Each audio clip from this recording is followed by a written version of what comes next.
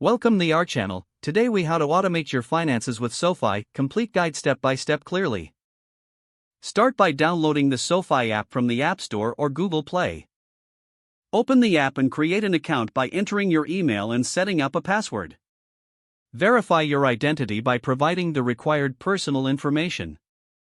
Once logged in, familiarize yourself with the app interface. Navigate to the Money section, where you'll find various financial tools.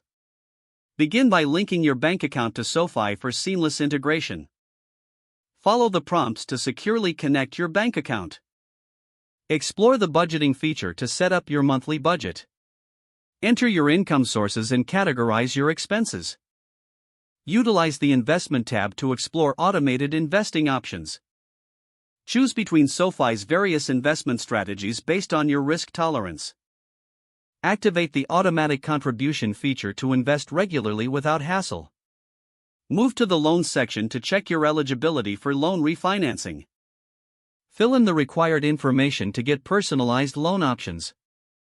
If applicable, apply for pre-approval directly through the app. Review your financial goals within the Goals section. Set specific targets for saving, investing, and debt repayment.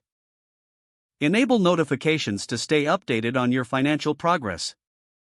Check the educational resources available within the app for tips on financial literacy.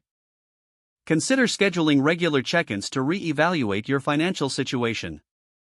As your financial needs change, adjust your budgets and investments accordingly.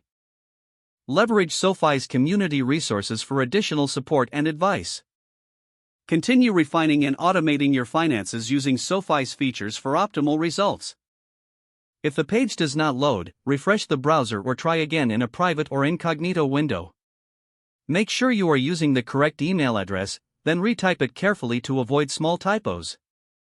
If your password is not accepted, use the reset option and create a new strong password you can remember.